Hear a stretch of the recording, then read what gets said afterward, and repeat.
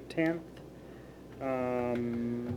First up is we've got the quorum present, so communications up next. Anybody have any things they want to communicate out?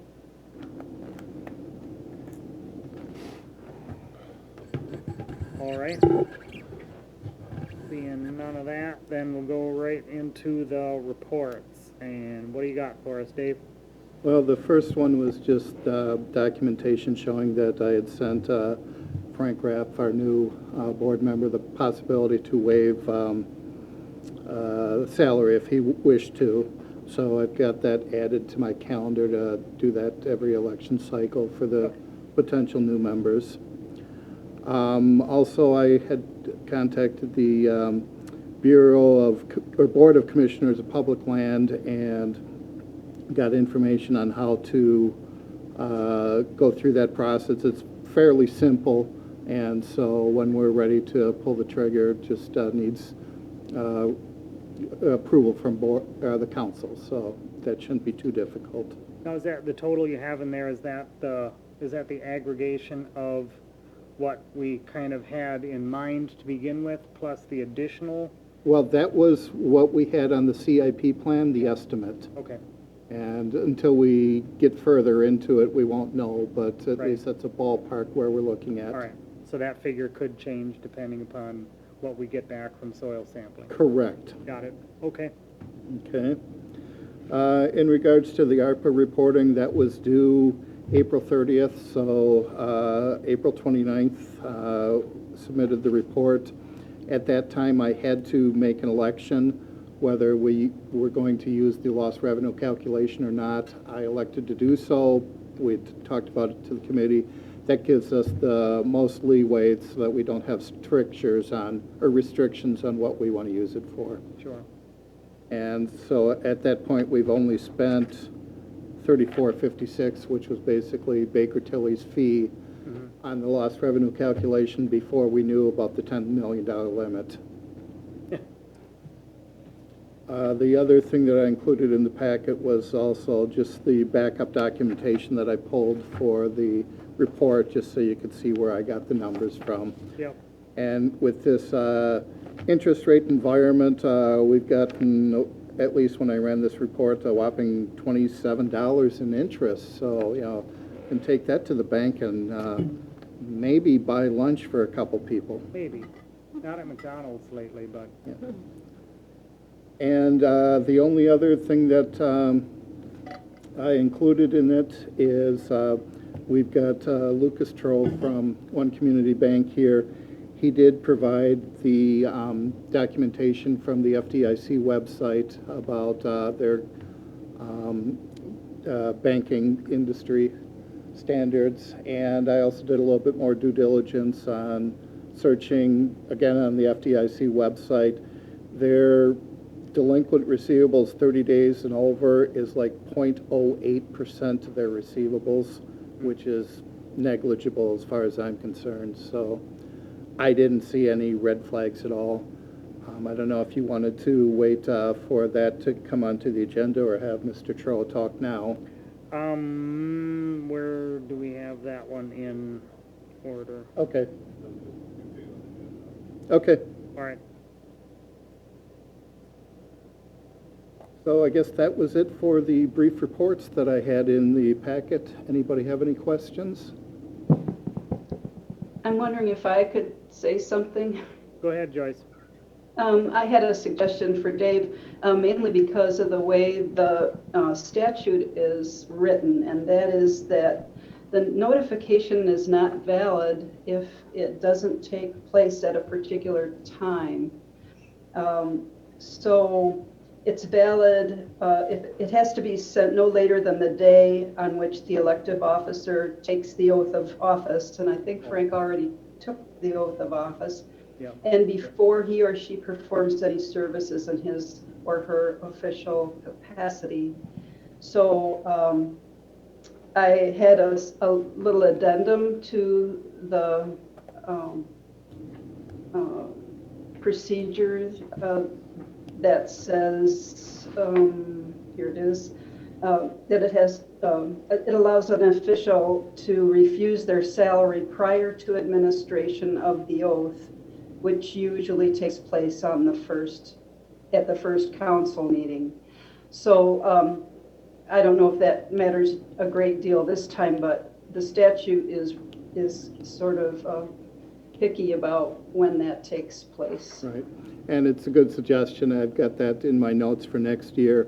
I kind of Okay. made the assumption this time that when an attorney was given information about a statute, he or she's obviously either familiar with it or could read the statute pretty easily. Okay. Sure. So that would mean, I guess, then you could set your calendar interval to go between when the Board of Canvassers certifies to before the first oath off. Right. This time was a little bit longer than normal because he was basically a write-in candidate who had to accept the nomination. Yep, Oh, right. right, No. yep, Okay. Well, thanks, Dave. I'm You're welcome. thrilled. okay. And I actually shared it with Jefferson County because I kind of plagiarized what they did before, so I sent them the latest and greatest so that they had it. All right, well, we're willing to cooperate, so. And thanks, Joyce, for bringing that up also earlier. Sure. All right, did anybody have any other questions on reports?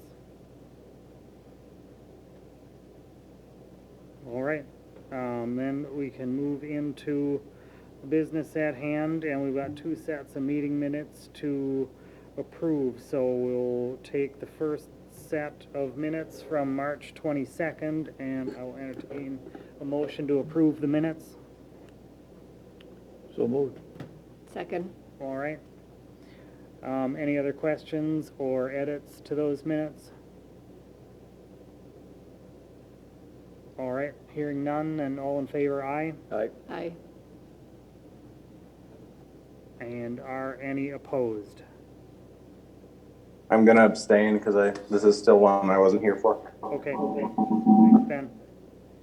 All right, so those minutes are approved. Second set of minutes then our April 26th meeting, and I would entertain a motion to approve those minutes. So moved. Second. All right, any questions or edits on those minutes? All right, all in favor, aye. Aye. Are any opposed? Aye. All right, hearing no opposed, then those minutes are approved. The question. Yep. I've been sending out the minutes after they're prepared. Just my thought is it's always easier to review when it's fresh in mind. Yep. Do you want me to continue doing that? Please do that. I do look and review them, Okay. Yeah. get them sent out. I agree. I think it's much easier to get Yep. it corrected before the meeting too. Yeah, then you don't have to bother with taking intricate notes about changing this one word or punctuation. We have Joyce. Yes.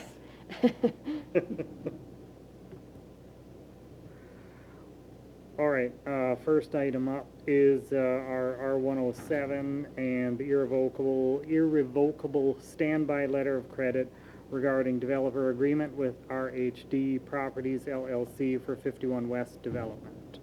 This will come up to council tonight if we approve it. Basically, the developer's agreement required that whoever issues the letter of credit has to be rated by either Moody's, Fitch, or Standard & Poor's, and one community bank does not have a rating with any of those agencies. So I see. the council will have to approve allowing the letter of credit even though they're unrated. So I guess now we'll open up the floor to Lucas if you have anything to say. The only thing I would say is in the packet there are the bank financials for us, and then as an exercise, I did just look at the banks that do have those ratings. There's 15 banks in total nationally, so all the community banks typically do not have any type of ratings and that sort of thing. But I did compare our financials to the top-rated BNY Mellon Bank. And the 5 financials that we look at, or 5 ratios that we look at, we actually exceeded their performance on all those ratios. One is delinquency, we're 0.08%. Our leverage ratio, which is tier one capital over total assets, was better positioned than theirs. Our ROA, return on assets, was higher. Net interest margin was higher as well, so we have more profitability. And actually our efficiency ratio, SO, was quite a bit substantially higher. So while we may not be rated by Moody's or S&P, and that's because we haven't issued any public debt and we're privately held. So. All right. You don't see any issue with being able to cover that line of credit at No. 10+ million, a little more than? Yeah, go ahead, Greg. Just quick, you're also financing this development, correct? Yeah, so the letter of credit is actually a loan on our books. So, I mean, it's gone through the full underwriting like a normal mortgage or commercial mortgage or anything Okay. like that would have been. So, and if it does get drawn on, it's a liability or an asset at that point on our books that we would advance on, so. Dave, do you see any issues with this same person, financing this and also this line of credit? I personally don't know. They've got a substantial amount of assets behind them, so now if their delinquency rates were 8%, 10%, I'd be worried about future revenue flow, but unless something happens to the economy that everybody stops paying their debts, we're not going to have a problem with this. We're going to have a problem in general with everything else. Right. Sounds good to me then. Lisa? Yeah, I didn't have any Okay. concerns. I read through everything, and there's also, I mean, one of the reasons, correct me if I'm wrong, but it's really expensive to, I mean, you have to pay a fee to be, rated by Moody's and all that, right? So it's not necessarily very practical for many institutions. No, not unless there's a reason behind it for some reason Yeah. to do it. Yeah, there's not, tens of thousands of dollars to go through that process. Yeah, so no, I didn't have any concerns about any of the finances. I'm comfortable with it. Okay. Ben, you have any questions you wanted about this? No, I'm okay. All right, then I would entertain a motion that we will approve this to council. So moved? I'll second. All right. Any other questions or comments on this item? All right, all in favor, aye. Aye. Aye. And are any opposed? Nope, because there's nobody else on there. Okay. All right, we will recommend that resolution up to council, and thanks, Lucas. Next one too. You're at the next one? All right, Yep. okay. Basically, repeat the Yep. same comment, except it's for the Parker Cole edition. And this is, remind me again, this is the one that is Ocker Road? Correct. Right, okay. This is the sixth lot, Isham Yep. Street. Yep, Oh, the Isham Street one, Isham not Street. the further correct. one down, okay. Between okay. Isham and Ocker. Yep. All right, I just wanted to make sure to get that clear when we're talking about that at council. Yep, again, I mean, we're, same questions we answered in the first round of it, where, that you're a sound financial institution for it, so. Anybody have any questions they wanted on this one? All right, I guess just Yep, just go to make for sure it. it's the same situation, you're financing this development as well as doing this, okay? Yep. all right, we took care of the hard questions on the first round. Right. All right, I will entertain a motion to recommend this to council also. So moved? Second. All right, any other questions, comments? All right, all in favor, aye? Aye. Aye. Aye. And are any opposed? All right, we'll recommend that to council. Okay, thank you. Next item then is R-106, the First Amendment to Agreement to Undertake Development with RHD Properties LLC for 51 West Development.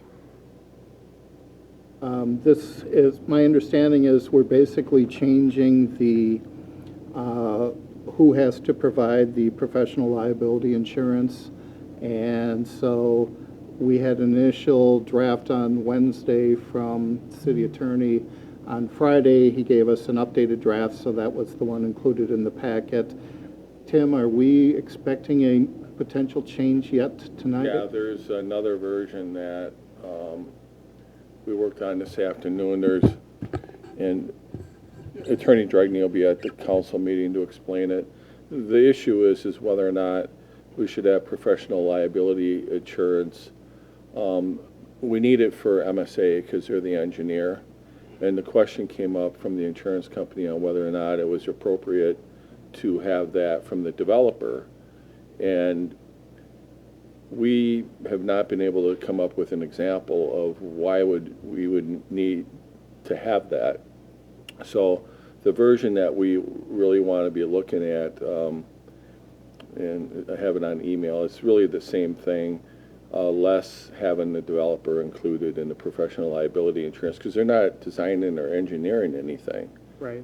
And so we had multiple conversations with CivMIC, our insurance carrier, 3 different people there. We had a conversation with Matt and one of his associates, actually multiple conversations, and that's kind of where we landed.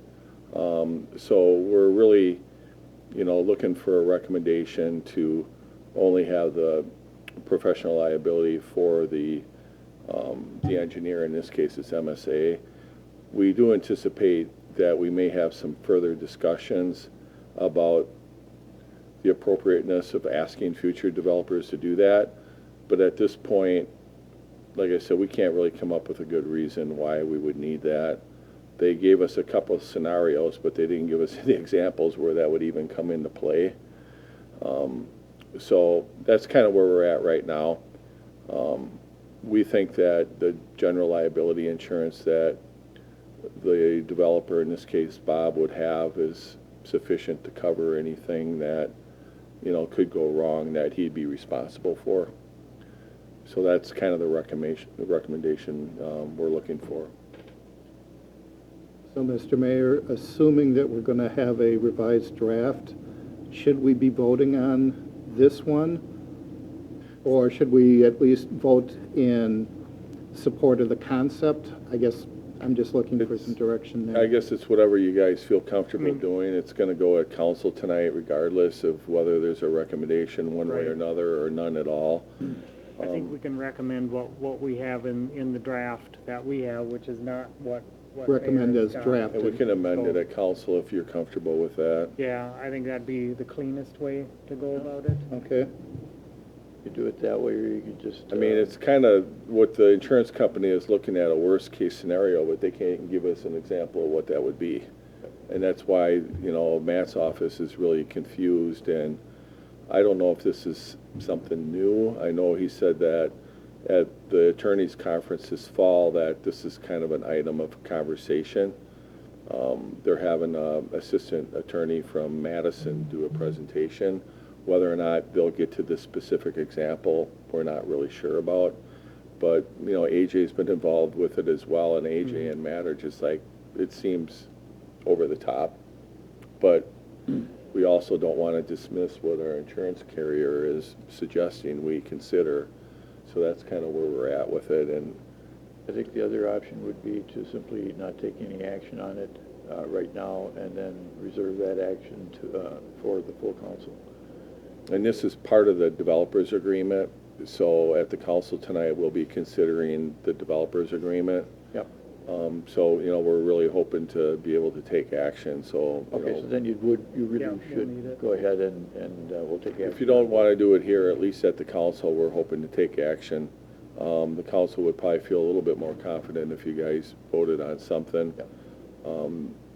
The other thing we did have is we did have the joint review board the other night as well, and everything went through there for the TIF district. So this is kind of the last piece to the puzzle. Okay. Yep. All right, I guess I'm okay with going with the draft that we have in our agenda attachment, and we can recommend that up, and then amend it in so that Matt can fill everybody in on the little details that have come up over the last few days. Yeah, we've never had another development where we've asked for this, so we were a little bit taken back that the insurance company suggested it for this one. No reason in particular, and I don't know if it's just, I can't really explain it. I didn't talk directly to the person from CIVMIC. Did they have this in other municipalities' developments? Not that or- we're aware of, and we don't know if this is a futuristic thing or what this is, so we're trying to better understand that. Okay. Well, that kind of puts everybody in a tough spot, though, because Yeah. why would you want to carry insurance if you don't need it, or if it's covered by something else? It's a fairly sizable expense. Right. It's between $10,000 and $20,000. Right. You know, so if it was, you know, $1,000, Bob would just say, okay, I'll get it. Sure. But if it's something that could be covered under the umbrella of the general liability, I would think that would be sufficient. It seems like it would be. Like I said, Bob's not doing any designing or engineering, so we don't really know why it was even a discussion, quite frankly. Maybe after the attorneys' conference, then they can inform the insurance companies on what would be proper with it, at least. Right. Anyway, Then I'd make a motion to recommend approval of R-106, 2022. yeah, as our draft stands, we'll approve that. Is there a second? Second. Okay. Are there any other questions in that, or comments on that? And we plan we'll at least listen to Attorney Dragne's presentation about it, and then amend as needed. Sounds good. All right. All in favor, aye? Aye. Aye. Are any opposed? All right, we'll recommend our draft as to council. All right, next up is R-105, authorizing and directing proper city official to enter into an agreement with Wolf Paving and Excavating of Madison for a 2022 Academy Street reconstruction contract. And as everybody can see, we've got a number of time sensitives on here, so these will come to council later. Yeah, and this one here, we have Rodney and Jill on here to kind of walk us through it, but basically, we bid it out, and one of the portions, I think it was the utility portion, in one particular area, the bid came in higher than we anticipated. Although the bid that we'd like to accept is substantially lower than the other two bids, so it's not like something we would rebid, because we're concerned that if we did, it would delay the project, and potentially the bids could come in higher, because Right. what we're finding overall is that people that are in the trades are just not hungry right now. There's a lot of work out there.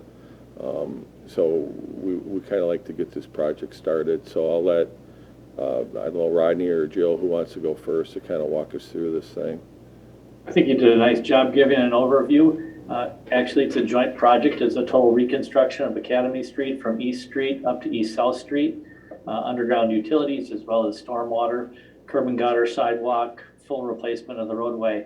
Part of the need for us to go through this process was to really, as the mayor suggested, work through and make sure everyone had the appropriate amount of funding to make this project happen once the bids came in. And therefore, as you'll see in the council and utilities committee actions, they're recommending some changes to their system to accommodate this project as well.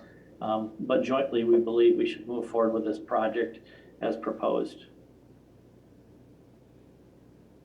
Jill, do you want to add anything else? No, I guess I really don't have anything additional to add. I think you did a great job covering it.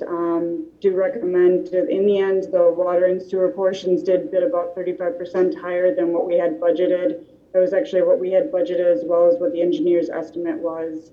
But we do definitely recommend going forward with this project and anticipate that if we were to go back up for bid, we would get any better pricing. If anything, I think we would see even higher prices. I don't know if anyone has any questions. Go ahead, Lisa. Yeah, I had a question. I think on one of the projects, in order to help cover it, the section on Giles Street was going to be taken out. Will that be moved then to next year? And I don't know if this is related to this resolution or a different one, but I just wondered about the Giles Street project, if that will be on the docket for next year then. Lisa, that's a great question. The Giles Street, Sorry, Jill, not getting any of that. Yeah, the signal's not very good. One block of water main that react. R2D2. Yeah, Maybe I can, sure. Jill, it sounds like Have you're coming in valved on off. dial-up. It's been like that for many other street section where we There we wanted to go. abandon a section of water mains. We thought we would do this.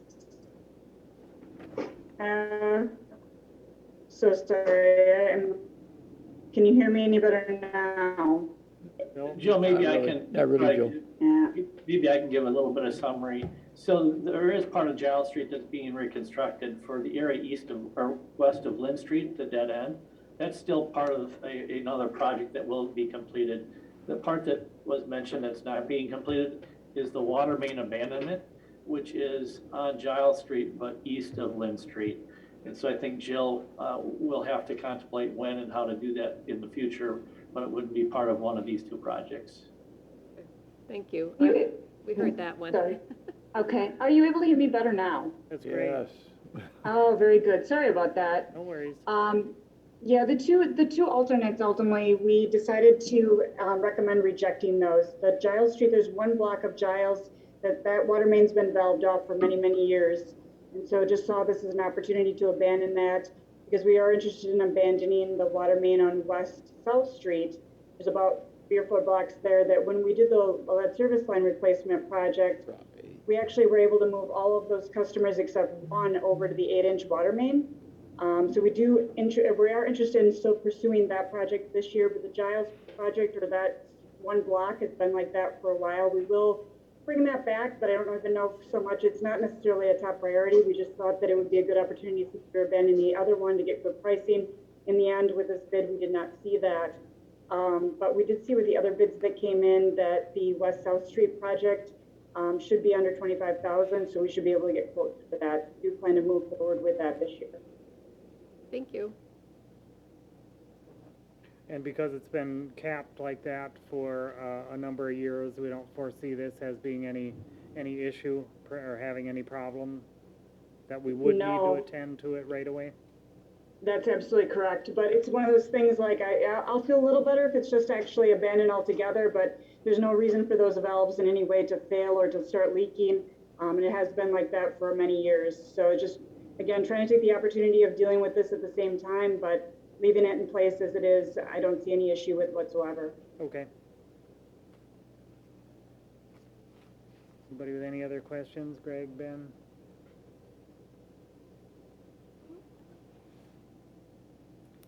All right, no other questions. I'll entertain a motion to recommend this to council. I'd make the motion to recommend to council R105, 2022 for approval. Great, Second. Second. Oh, go ahead, Ben. all right. Motion and a second. Are there any other questions, comments? All right, hearing none, then all in favor, aye. Aye. Aye. And are any opposed? All right, we'll recommend that one up to council tonight. Then next up is our 104, authorizing and directing proper city official to enter into an agreement with Payne and Dolan, Inc. for the 2022 street construction contract 2-2022. This particular project is really generally known as a pulverization project, but we do have some street reconstruction as part of this project. Rose Street from 51 to Main Street and Ben Waite Circle is being reconstructed, as well as the dead end of Giles Street we just spoke of just to the west of Lynn Street. The reason I mention that is because the other streets in this project are really just a pulverization, spot replacement of curb and gutter and sidewalk adjacent to those project areas. You'll note in the literature, we actually are recommending a future change order to remove the citywide sidewalk replacement portion of the project. That doesn't mean we're not doing sidewalk replacement. It just says we are not going to be doing the spot replacement throughout the community as we often do in other years.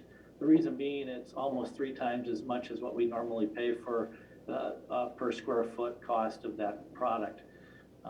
What that equates to is it's over our budget, but in addition, that also affects the adjacent property owners because, as you know, they're assessed for 50% of that cost. So you'll see this resolution in the literature indicates that we work to have a change order removing that $255,000 out of the project bid.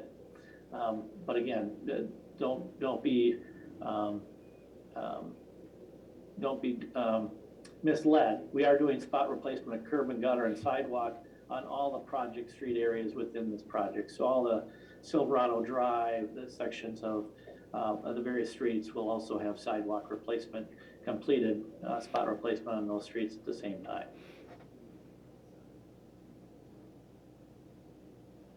All right, did anybody have any questions about this resolution?